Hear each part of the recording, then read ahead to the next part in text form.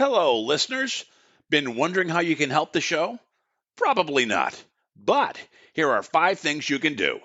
1. Subscribe. Support the show by clicking the subscription link in the show notes. 2. Review on iTunes, on our website, www.afraidofnothingpodcast.com, or on whatever app you listen to. 3. Donate. When you go to our website, click the cute coffee cup icon. Or in the show notes, click the subscription link. 4. Share. Sharing really is caring. Tell your friends and even your enemies to check out the show. 5. Watch. Wait a minute, it's a podcast, not a movie. Actually, it's both. Check the show notes to find out where to watch the documentary. You can also rent it on Prime Video. That's it. Oh, one last thing. Enjoy this episode. Scare alert! Today's episode features Brandon Alvis from Ghost Hunters. Check out Brandon's new documentary, Cemetery Park, at the Wicked Virtual Film Fest 2020, a 13-hour paranormal marathon on October 30th through October 31st. Bonus! You can also see the Afraid of Nothing documentary too. Buy tickets online at paranormalrewind.com/filmfest. That's paranormalrewind.com/filmfest. Curse bleep and applause sound effects courtesy of SoundJ at soundj.com. In a world where nothing is known, nothing is certain, reality is not real. Wake up! Be afraid of nothing. I'm Bob Heskey. Robert. The host with the ghost. This is my podcast, based on my paranormal documentary, Afraid of Nothing. Each episode, we talk to people who see life and the afterlife through a different lens. Join me. Who is this large man? And what's he doing in our bedroom? As we lift the veil and open our minds to see beyond our eyes lie. This is Afraid of Nothing.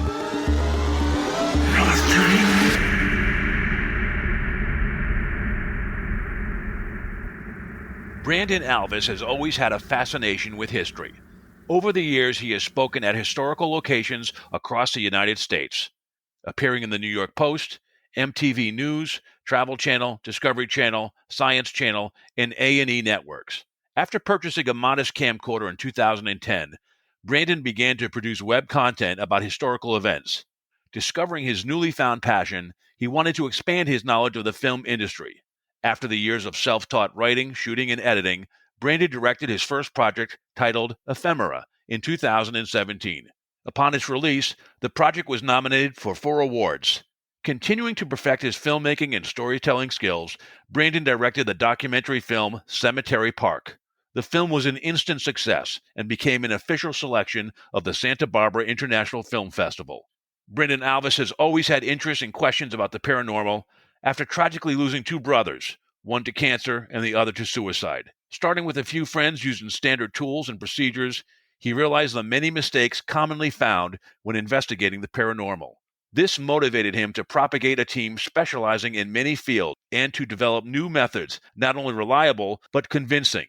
Introducing the scientific approach and naming this team American Paranormal Research Association, aka APRA, this new approach, along with his leadership and entrepreneurial skills, has propelled Brandon to become the paranormal technician of the Ghost Hunters team. Brandon has investigated over 200 public and private locations with APRA, many of which bear historical significance. Investigations have included mental hospitals, prisons, well-known murder sites, cemeteries, and private homes, as well as more famous sites like Alcatraz Island, Preston Castle, and the South Pittsburgh Hospital. As a natural skeptic, Brandon researches every location meticulously before he begins collecting evidence in an effort to make the study of the paranormal as credible as possible. All right, we have a great show tonight. I can tell because we have Brandon Alvis from Ghost Hunters. Brandon, welcome to the show. Hey, thanks for having me on. It's a pleasure. Oh, this is awesome. You and I have one thing in common, I found out. We both have a film in Sam Baltrusis's Wicked Virtual Film Fest this October 30th and 31st. And your film is really cool. It's called a documentary called Cemetery Park. And it seems like it's really one man fighting against City Hall with some dark secrets unveiled. You want to tell us about it? Yeah, absolutely. It's funny because I moved to Ventura, California about 7 years ago, and I moved into the only apartment that I could afford at the time. And it was right next to this place called Cemetery Park. And I always thought it was a very strange name. I didn't understand why it was called Cemetery Park. So I started to look into that. And I found out that this place was a pioneer cemetery that had over 3,000 people buried there. So I started to look into what I thought was an urban legend. And I found out that there was one man fighting against the city. His name was Stephen Schlater, and that there are over 3,000 people buried in what's now a dog park. So I wanted to expose this and talk about the true crime aspect of this film. That is amazing. I mean, it's almost like you were guided to that cheap apartment. You have a great trailer for this. A little teaser about it. Is it happy ending in this thing, or is it still unresolved? What's the situation? I'll leave that up to the people that watch the film and see how they feel about it. It's been a long process. I've been working on the film for about 4 years now, and I was lucky enough to get the film into the Santa Barbara International Film Festival and really get this story out there. But again, when I first found out about this story, I had no idea the depth and the complexity associated with this. And not only did I find out very soon that there was a lot of cover up, not only from the city, but the people involved in this process. I've been working on this again for 4 years. And down the line, I found out that there was a lot of very complex situations associated with this. But we're talking about immigrants, pioneers, people that came to this country to make a better life for themselves that have been completely robbed of a very basic fundamental fact, and that is a grave. That was very cherished by these people. They're very religious. A lot of times there's a Jewish section. There's a Protestant section, a Catholic section, a Native American, any kind of person you can imagine from any walk of life is in this place. And every piece of dignity has been robbed from these people. And that includes some of the people involved in the film. So I'll leave that up to people to decide when they see it. No, it sounds great. I really look forward to seeing it, and I encourage everybody listening to check it out at the Wicked Virtual Film Fest. Is there any other place they can see it, or are you doing the film festival circuit right now? Just the festival circuit at the moment. So we'll see what happens with it in 2021. But at the moment, we're just going through the festival circuit. So we'll see. Yeah, it's always fun. I mean, I did that with my first film and even with my second film, Afraid of Nothing, which is on the docket with you. Unfortunately, now it's probably a little tougher to do the film festival circuit because you don't really go there. They're more virtual. Are you finding that the case with your film right now? Yeah, funny enough, like I had this film finished and at least the festival cut in 2018, and I got it into the Santa Barbara International Film Festival, which is one of the top 5 in the country. That's a great festival. It's a great festival. Yeah, and right after that, literally, I was at the festival when I got the call to go on to Ghost Hunters. So I had to put the film on the back burner and really figure out how to handle that later. So that's where I'm at now. So it's a dynamic situation and ever evolving, that's for sure. Okay, so before we get into ghost stuff, let's keep on the film for a little bit more. Do you have another project, another film that you're working on? I have some things in the works that I can't announce quite yet, but a few things that I think that are going to be very interesting to the ghost geeks out there and the people involved in the paranormal field. And I have a few true crime documentaries that I'm working on as well. So we'll see what plays out, how it ends in 2021. Oh, that's great. So is documentary your genre of choice? Will you ever consider doing a feature film at some point? I love documentary. I'm really a nonfiction guy. It's something I really love and something I'm very passionate about, but you never know. I'm open to anything. I'm always open up to a challenge. So who knows? Who knows what's down the line? Yeah, I've made both a feature, a drama, and a documentary. And I got to tell you, the documentary was much more satisfying to make because with the drama, you're dealing with actors and SAG and all this stuff. You get people together for 2 weeks and you got to meet a certain schedule and feed them by a certain time. The documentary I could kind of handle on my own terms, and I just found it more satisfying. I love both films, but I really fell in love with the documentary process when I made that. And I love watching documentaries now too. They're probably my favorite type of genre to watch, even over horror. Absolutely. It's very difficult actually, because it's like, again, like such a evolving situation that you have to be present at all times to be, ready to go film something, because you never know what's going to happen or how the situation changes moment to moment. So it can be difficult, but it's a challenge I've always loved and a challenge that I look forward to in the future. Yeah. My takeaway from it, making a drama, a feature, I knew how it ended going in because I wrote the script, right?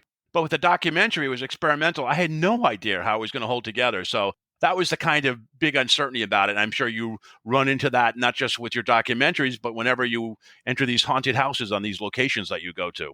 Absolutely. You feel like a history detective in a way, right? You go into a situation, you have to really examine the landscape, really look at the history, really be as unbiased as possible, really, because as soon as you get biased in a situation like that, especially with documentary filmmaking, I think that can really ruin a film and really change the way a film's going to play out. Because if you get emotionally invested and you become this person that's rooting for one side, I think that's going to do a injustice to the film itself. Yeah, that's so true. You really have to let the story unfold for you. Going to your paranormal side now, look, you had unfortunately a tragic loss of two brothers, which sort of propelled you onto your paranormal journey. Do you mind sharing that with our audience? Yeah, and in 1995, I lost my oldest brother to cancer. 2004, I lost another brother to suicide, and that kind of sent me on my journey into the unexplained, the paranormal, if you will. I was never really having experiences in the paranormal as a kid, or really had a ghostly experience per se. It was about the fact that I had to grow up at a very young age and learn about the possibility of a life after death. And I've always looked into the science side of it. And the science side of it always says, from Einstein and other scientists, say that energy is neither created nor destroyed. And that's something I've always believed in. So my question is, if there are ghosts, if there are entities, whatever you want to call them, if they do exist, are they made up of the energy within ourselves, right? We have neurons firing off in our brain. We're made up of energy as people. Where does that energy go when we die? And does it retain consciousness? That's the question I'm looking for, and something that I continue to look for this day. Every day I look for it. Every day I talk about it. And it's something that's a lifelong journey for me. I read or heard somewhere about your theory about how ghosts manifest in photon events, and that there are theories that photons contain consciousness. Can you kind of elaborate on that a bit? Absolutely. So since 2006, I founded the American Paranormal Research Association, and I've been very lucky to consult scientists, medical doctors, engineers, people from various technical industries that can help me remain grounded in scientific principle. And one of those people is Dr. Harry Clore. He's the only person in history to receive 2 PhDs simultaneously in any discipline. And when I approached him, I asked him, I said, if ghosts are real and they exist, from your scientific opinion, how would they manifest? And he threw out the theory of photon events. So I got my hands on what's called an electron multiplying camera, an EMCCD camera, that's used mainly by the digital imaging scientific community to record single photon events. And these are light events. And you talk about the brilliant mathematician, Dr. Penrose, a man that's studied physics and space and everything you can imagine. He believes that photons do retain consciousness. And so I took this camera into a few very reportedly haunted locations and utilized that camera in those spaces. And I collected some very significant footage, which I would consider a breakthrough, right? So not only do we collect photon events in these places where people report to have ghostly phenomena, but I think that if you look at Dr. Penrose and his theory, Dr. Clore's theory, and others' theories, I think that there's something to the mechanics behind the manifestation of what we perceive to be ghosts as photon events. So that's really cool. You're looking outside of the paranormal field rather than them inventing these spirit boxes or whatever in their living room or their garage. So you actually go to other respected fields and gather the data and get it acknowledged by them for your paranormal research. Absolutely. Because, we are in a space that is so overrun by entertainment, right? So overrun by these people that have been on television for a decade or more in some instances that are utilizing these devices to make a 42-minute show, right? We understand that. They need to have results to continue their popularity and continue to have results for their financial gain, whatever it may be, whatever you want to call it. But the fact is if we want to move forward and step out of the shadow of pseudoscience, we have to open ourselves to third-party, speculation, third-party analysis. And if we don't do that, we will never be taken seriously, not only by the public, but the scientific community. And that's something I'm very passionate about. That's brilliant. It's absolutely brilliant. What's your methodology? So you've been to over 200 locations, and we'll ask what some of your scariest ones are. Probably questions you've asked a million times, but when you go to a location, is your methodology the same for a prison versus a hospital versus a residential home, or do you just like scope it out and then map out your methodology and take a day or two to figure that out? My methodology is always the same. That's one thing that this field needs to adapt is ethics, standards, and protocol, right? And methodology as well. Because if we don't adapt that, again, we'll never be taken seriously by not only the scientific community, but the public as well. Because if we want to step out of the shadow of pseudoscience and this whole idea of this public perception of just entertainment, we have to adapt a series of ethics, protocol, and methodology. And for me, I've been very lucky to talk to these various professionals from technical industries that have really helped me remain grounded in scientific principle as well as this methodology. And it's the same for me everywhere I go because it's about empirical evidence and factual data. If we don't have empirical evidence and factual data, we don't have anything because it's all entertainment at that point. So that's something I'm very passionate about and something I always want to push forward. How long does it take you to gather? Because it's you get a spirit box and you play it back going, ooh, there's a voice, How do you deal with gathering data? How long does it take you once you go to a location and you gather the data? How long does it take, afterwards to analyze it and see if you've come up with something? Well, first off, the spirit box is a complete joke, in my opinion, and something that is completely contaminated by human frequencies, radio frequencies, cell phone frequencies, things of that nature. But for me, outside of the show Ghost Hunters, I've looked at locations and observed locations for over a decade, one of which is the McConaughey Estate in San Lorenzo, California, just outside of Oakland. I've been investigating that location for over 10 years. And that's a place that I'm very passionate about, a place that I have a lot of data associated with. And anytime I collect something from a device that is not made in someone's garage, a device that is not made by someone looking for ghosts or entities, whatever you want to call them, I have to have that looked at by a third party. And that third party has to be from a technical industry, be that a scientist, an engineer, whatever it may be. I have to have that looked at. So to me, this can take years, many years sometimes. You see the show Ghost Hunters. We go to a location. We're there for probably 5 days at times. We investigate for a number of nights. But that's not the end of the story. That case continues after what you see on television. So it can take a lot of time, a lot of years at times. So, television can be one thing, but an actual case is another. Now, speaking of spending a lot of time on something, there are different types of ghosts and entities, right? So as you gather your data, there's not one size fits all.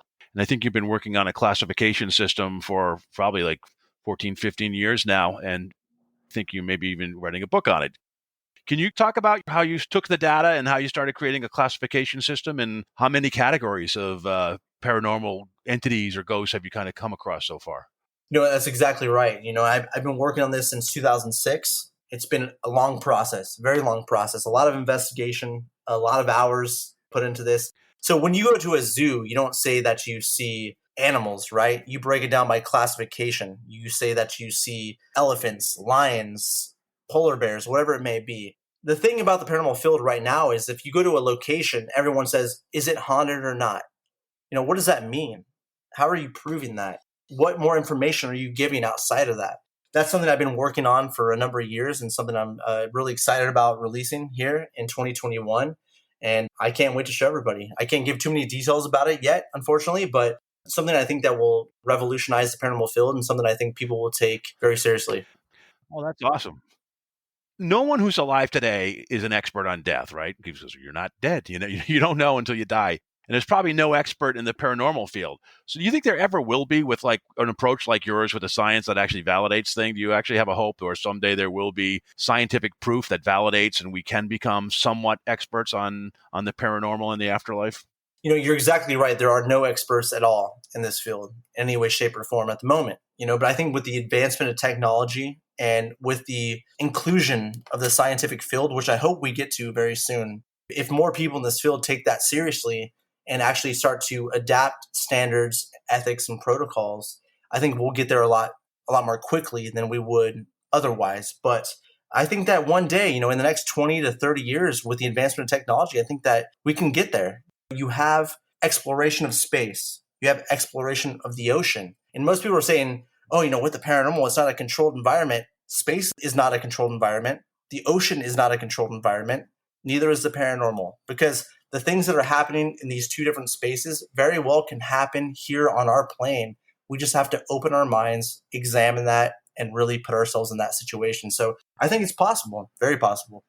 Yeah, I'm hopeful because when I did my film, there was at least some type of connection with quantum mechanics and consciousness, at least with some aspects of the scientific field. And I think consciousness, in a way, it's energy, right? It's definitely related to the paranormal. So hopefully they all come together.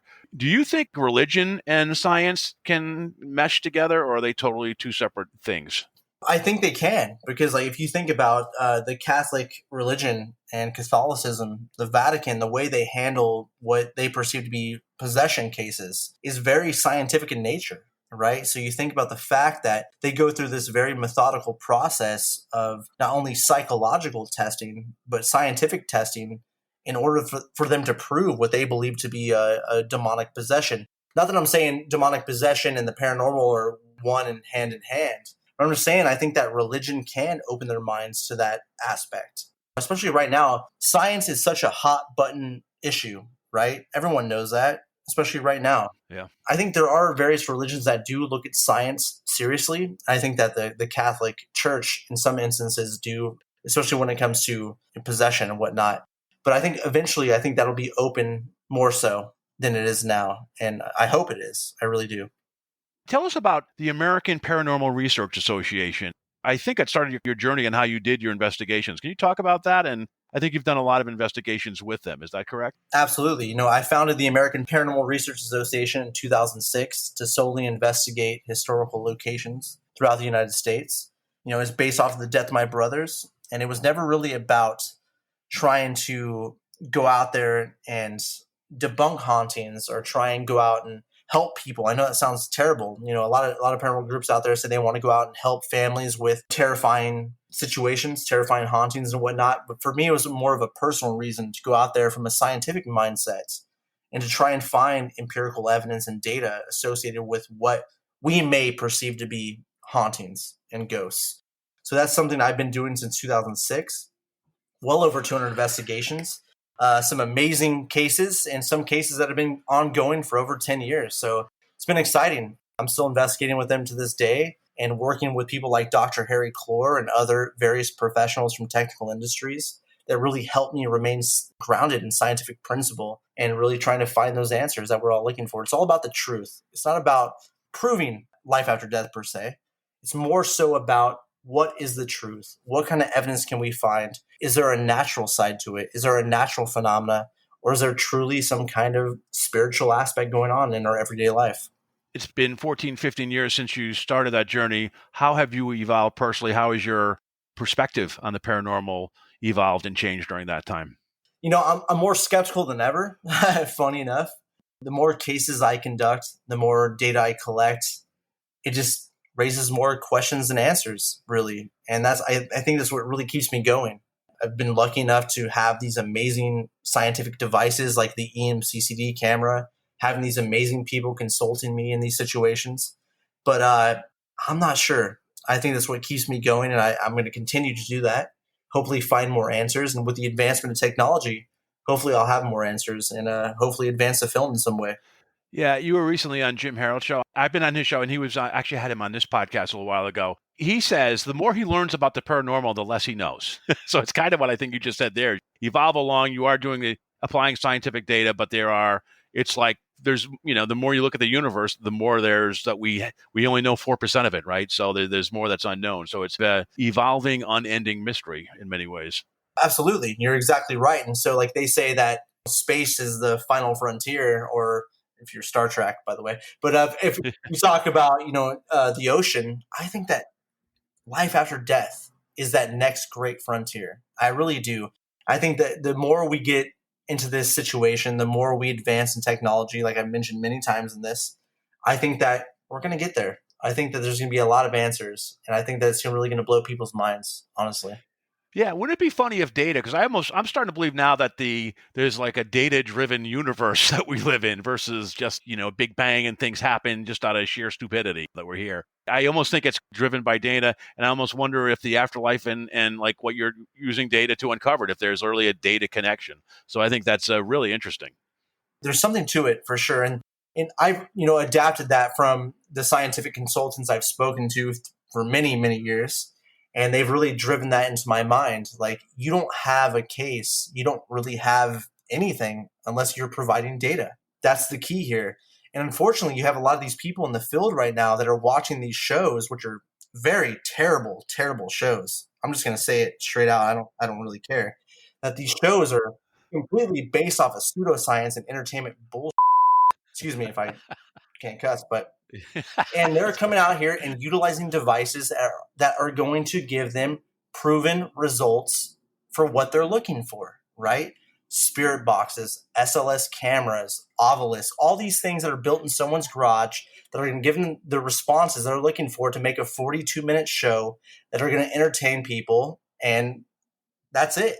But if we want to really advance this field, especially not only in the field, but the entertainment side of it, show the methodology, show the protocol, show the process, and open it up to scientific scrutiny. If we do not do that, we're going to be in this horrible, horrible echo chamber that we are in. All of 2020 is a horrible echo chamber. Do we want to continue that process? I think after 2020, that's going to change heavily, and we have to step up and look at the scientific aspect, empirical evidence, data, open ourselves up to scientific scrutiny. That's how we're going to change this field. I was going to ask you one of my questions. Was there any paranormal show like on the Travel Channel that you like that you're not in? It sounds like there may not be. Is that accurate? Or No, none. Okay, there we go. All right. That's okay. I can get on here and be a corporate person and say those things, but it's just the truth. It's the truth. It's such a rinse and repeat situation that you are seeing the same thing over and over again, dressed up with different names. These are the same people we've seen for the past 10 years.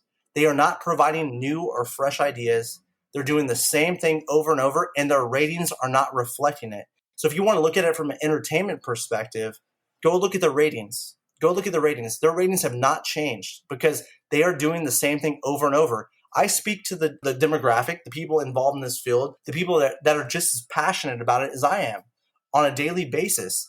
They want to see something new. They want to see something fresh. I think that the scientific aspect is something that's going to break through and really help people, not only from their own investigation process, but opening up our field to this larger prospect.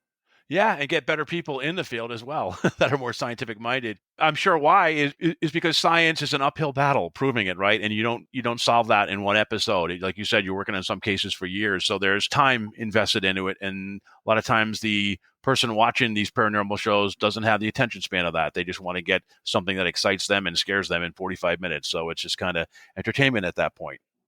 Exactly. But, I think that the majority of the people want something new. You know what I mean? Because I think that they've gotten through those thrills and scares that have been going on for so long, right? So it's like going through some carny attraction where you go through and you sit in this little chair and it takes you through and there's jump scares. But I think that people want something new and something fresh. And something new and something fresh is the scientific advancement and giving factual data.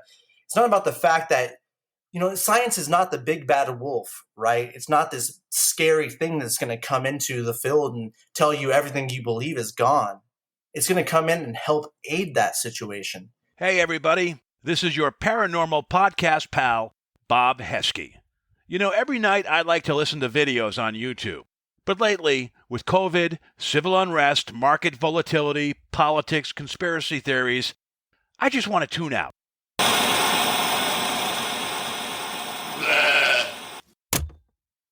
That's why I like Audible. What's Audible, you say? Audible is the leading provider of spoken word entertainment and audio books, including some great horror and paranormal titles like A Head Full of Ghosts by Paul Tremblay, If It Bleeds by Stephen King, and The Boatman's Daughter by Andy Davidson. This place is cursed. Each month, members get 1 credit to pick any title, plus 2 Audible originals from a monthly selection, access to daily news digests if you actually want to hear the news, as well as guided meditation programs. Hey, we all need a little Zen now and again.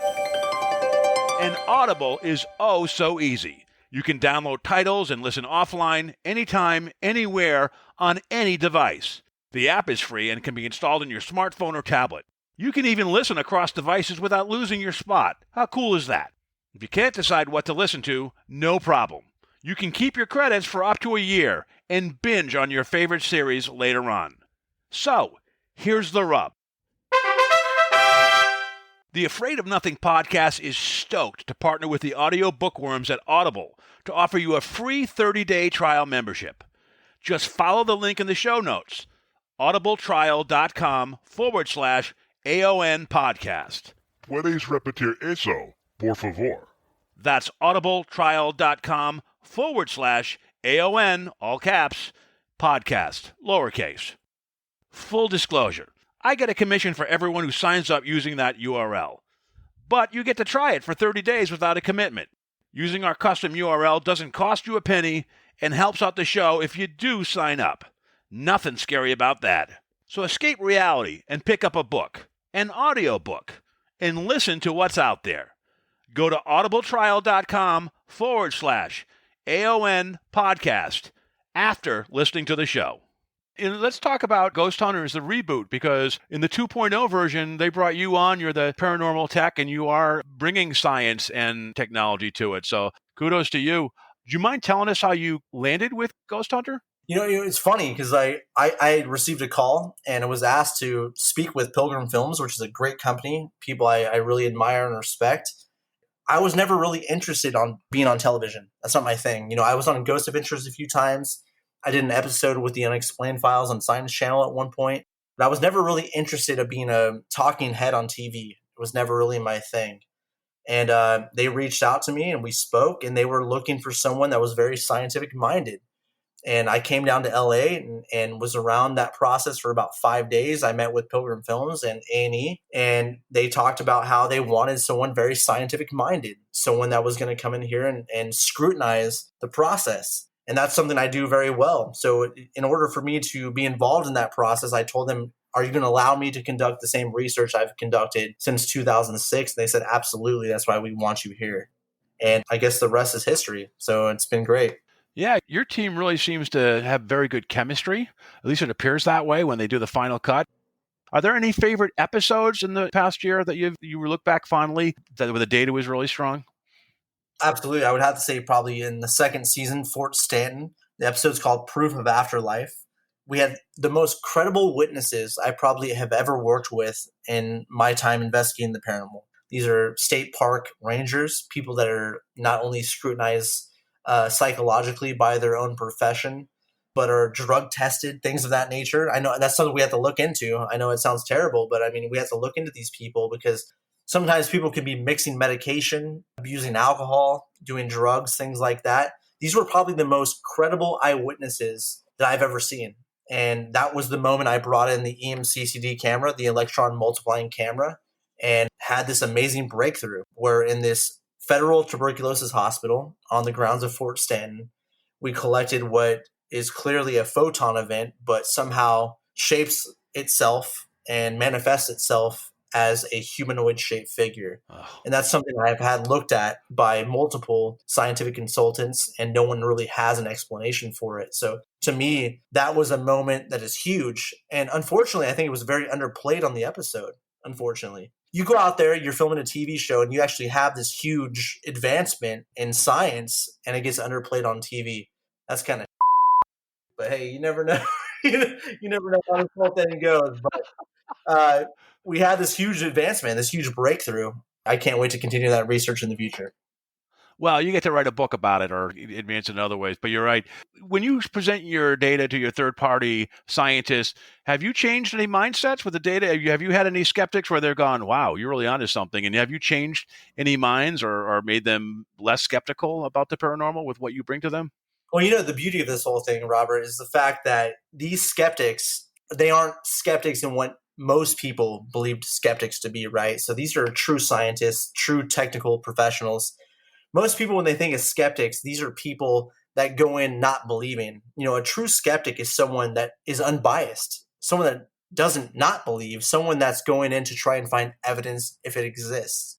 So you have a lot of people that go around throwing the terminology skeptic out that really aren't skeptics. These are non-believers. Therefore, they are biased going into an investigation or biased reviewing that data. So luckily, I have people around me that are true skeptics, people that are looking for evidence of some kind of phenomena. So when I present something like these photon events, it makes them go, wow, we have to look into this further. It's strange. We've never seen anything like it. So we have to analyze that. So that's the beauty of it. Because a lot of people that go around calling themselves skeptics really aren't skeptics. They're totally biased people that are non-believers. No, that's a great point. That's a great point. Going back, let's go back to your APRA days, your American Paranormal Research Association, and those 200 locations. First off, who is usually on your team when you go to investigate? I mean, some places have a psychic and a tech person, and then an investigator. When you go to investigate, typically with your group, what are the members basically? What do they do? Well, we're very unconventional, I guess, in the sense of traditional, quote unquote, traditional paranormal researchers. So we go in and we really look at experiments in a location, right? We not only listen to the eyewitness testimony, which a lot of times can be thrown out, just like it is in a courtroom, right? Eyewitness testimony cannot be really trustworthy a lot of the times. So it's more about the history associated with the location, something I call the formula of a haunting. So I'm looking for a location that has this makeup of what we would think to be a haunted place. And so I bring in my members of the association that are from all walks of life. We're talking people that are spiritual, scientific, sometimes psychic, whatever it may be. So that always changes according to a location. And we've conducted so many different experiments. We've done psychological testing. We've done psychic impressions. We've done automatic writing. We've done Ouija boards, seances, everything. We've tried everything. Because if we didn't try all this, Have you done the Estes method? Have you tried? I know Sam Baltrus has been using that lately. we Have you have. ever tried the Estes method? We have. We tried that back in, I think it was 2011. We tried that at a location called the Bastille, the Kings County Jail. And we tried that in 2011. So we try everything. You know what I mean? If we didn't try everything, we wouldn't be open-minded enough to be scientific in nature.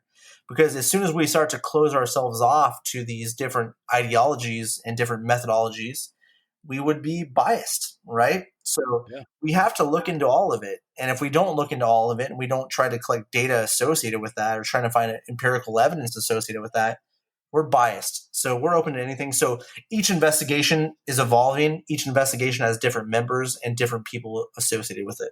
So in these investigations that you did with APRA, not to generalize, but in which do you think is the most haunted? Hospitals, prisons, or cemeteries? They could be different type of hauntings. You never know. There could be more violent hauntings in a prison, I guess. I don't know. But is there like one type of location that has a similar type of haunting and is pretty much a go-to? I don't think there's really one location per se that has more activity than the other or more haunted than the other. But I will say this, that it goes back to this term I've used before, the formula of a haunting, where we're starting to see a correlation, a pattern associated with these locations where we look at the environmental conditions, temperature, pressure, humidity, all of these different environmental factors. And we're collecting these things we can't explain, right? We collect what we consider to be EVP, electronic voice phenomena. We have that tested by an audio engineer. They break that down through a spectrum analysis. Is it a stray radio frequency? Is it a stray cell phone frequency? Is it something man-made? And we're starting to see that there's a pattern here, that there are things we cannot explain in certain locations, say prisons, say mental hospitals, say hospitals, Victorian homes, murder locations, things like that. We're starting to see a common pattern where there's something going on. What is it? We're not quite sure, but it's something we have to look into further. Now, what about the time of day for hauntings? For example, evening versus the day. Have you found, is there any correlation between the moon or the phase of the moon with paranormal activity? Absolutely. It's something that really plays into the whole effect of a haunting, if you will. Most people aren't looking at these things, right? They are not looking at the fact that there are extreme environmental conditions associated with this, right? So if we go into a location, we have to be recording on a timeline or a time code the entire time we're there. All environmental conditions need to be observed and collected and data logged. And that's something we have to look into. So yes, I've seen a pattern. Yes, I've seen a correlation between these things. And I hope that the field picks that up, because going into a place with a spirit box, turning on your Facebook Live and filming each other is not research. Go in there, record empirical evidence. That's how we will advance. It's one thing being a paratourist. There's nothing wrong with that. If you want to go out there and investigate a location, say Waverly Hills, Yep. you want to go to Old South Pittsburgh Hospital, you want to go to Eastern State Penitentiary, there's nothing wrong with that. But if you are a serious paranormal investigator, or what you call a paranormal investigator, you have to evolve. You have to put yourself into a methodology, a protocol, and some kind of ethics. If not, we're going to be stale. Now, have you ever had a ghost experience or seen an apparition yourself?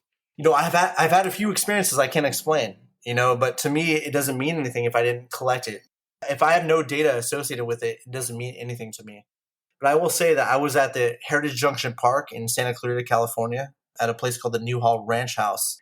And I was standing there and I heard very clearly, I was the only one in the building, very secure place. I knew that there was no one else there. I was standing there looking out the window and I heard a woman's voice right next to my ear, clear as day. Why don't you go outside? So that to me, unbelievable. Because again, I didn't have a recording. I have no proof to back it up. It's a pure personal experience. But to me, that's something I'll never forget, and something that's unbelievable. So we'll see. To me, it's all about collecting data and empirical evidence. So that's really key. Can you give us one or two creepy places out of the 200 that you've been that really stays with you, that comes back and you think about often in your 15 years that you've been doing this? The McConaughey Estate in San Lorenzo, California, a place I've been investigating for over a decade. There's something about that place. I can't explain it. We've gone in there with Dr. Harry Clore. This guy is the only person in history to receive 2 PhDs simultaneously in any discipline. This guy is a living, breathing science icon. This guy has more credentials than Stephen Hawking and Einstein. And he came in there with us, and we cannot explain that place. There's been so many people affected, so much data. We have photo proof, video proof, audio data, things that have been tested by other industries that we cannot explain. We cannot find a natural explanation to these things happening there. When you say affected, can you tell us what you mean by affected? That they pushed? Do they have marks appear on them? Do they just have a queasy feeling? How are they affected? Well, the main thing that we've seen, the subjects that we've had in there are mainly women around the age of 18 to younger that are affected to the point where they become physically sick. And some of them are even physically sick where they throw up, or affected in that capacity. And all of them, which are independent, don't know each other, are there during different times of the year, say that they've seen an old man, a premonition, if you will, in their mind, and they become physically sick. And that's something that I have to look into. To me, I'm very skeptical of that. I don't know what that means, but it's been a common occurrence. It's happened many times. And so for us, we thought it might have been natural infrasound, right? Yeah. Is there some natural infrasound making these people feel this way? Are these people susceptible to this natural infrasound? We tested that and it was inconclusive. So that means that there's something else going on there. We've even tested the wallpaper for fungus. Yeah. Is there a way that maybe this wallpaper, this Victorian wallpaper, which a lot of times had poisonous material associated with it, is that messing with these people? And no, we can't find an explanation. That's why over a decade now, we've been looking into it. And I can't wait to get back into that. That's great. Wow. So after 200 investigations, I keep saying that number, sorry. Do you believe in ghosts? Do you believe in the afterlife, or is the jury still out? Jury's still out. I've had instances where I think that there's been very strange things that have happened I can't explain, but I have no idea what the hell is going on. And that's what, pushes my research forward and something that drives my passion. If I didn't have that, I don't think I would continue. I would move on to something else. But that to me is my driving force. I think that there's something going on out there. Is it life after death? Is it something else? I don't know, and I can't wait to look into it further. Yeah, I hope you find out before I pass. I mean, I'm like in my 50s, but I'm hoping you get it in the next 20 years. On the, not to put pressure on you. On the tech side, if you had $1,000 burning in your pocket, just got a bonus or whatever, and you were just getting started in ghost hunting equipment, what are one, two, or three pieces of equipment that you would recommend to someone who wanted to be serious about it at least, or at least try to be serious about their ghost hunting in terms of gathering data? Right. Right. Well, there's one device out there that's like the Swiss Army knife of the paranormal. That would be the EDI Plus meter. That is not only going to data log a lot of information for you, but it's going to give you humidity, pressure, temperature, EMF, vibration, all of these things, not only recorded to a SD card where you can later analyze that data, but it's going to give you the environmental conditions associated with the location, which is very important for this field. Because if we don't start to document all of these things, we will never, ever, ever be taken seriously. Like I said earlier in the show, you cannot go into a location with your SLS camera and your SB7 spirit box, whatever it may be, your ITC bullshit, and expect to be taken seriously. That's not how it's going to work. So this device itself is going to give you factual data and maybe empirical evidence. Audio recorder is the highest recording possibility possible, the highest bit rate, the best of the best, a Zoom recorder. So a EDI Plus and a Zoom recorder, whatever it may be, Tascam, whatever model you want, with the highest bit rate possible, the most information associated with that audio recording possible, is going to give you way more information than these other garage-made, garage tech devices that are plaguing the field at the moment. Well, I got to tell you, kudos to you for remaining true to yourself and your mission and your vision for all this time. I do want to ask, have you ever had any, since your brother's passed, have any psychics ever said anything, brought it up that was kind of like, oh, that's weird. How did they know that? Or have you ever felt any presence or any connections when you're at any of your locations or even alone in a hotel room? You know, it's funny because like I've had so many times I've been across the country and I've had psychics, which I've never met before. I'm not consulting them, that show up out of nowhere and start to tell me a very common theme associated with these other psychics where they say that there's two men around you. These people are protecting you. And they start to break that down that they are my brothers. So is that something that's credible? Possibly. I take it with a grain of salt. Obviously, not that I don't discount psychics. I think that there are people out there that do have another sense that should be looked into. But that's probably the closest thing to that question you've asked. And there's been a lot of people around the country that have approached me about that. And it's something I do take into account.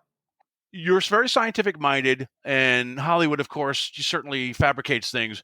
But is there one paranormal film that you've seen that you really enjoy? The Changeling, probably. Oh, really? I may have to watch that.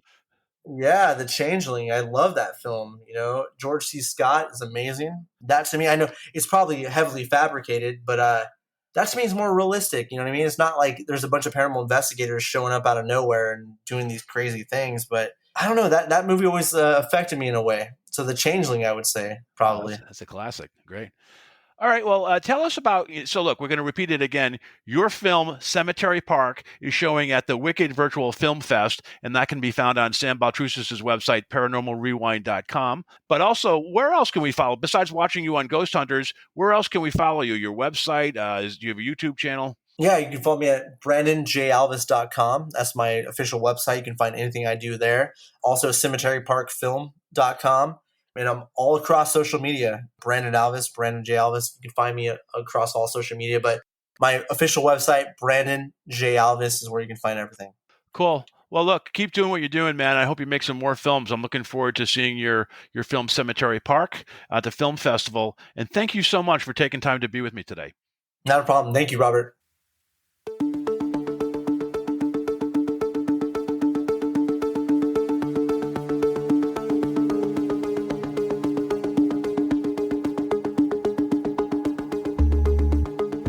You've been listening to the Afraid of Nothing podcast. Please subscribe and like us on Facebook. Until next time, stay scared.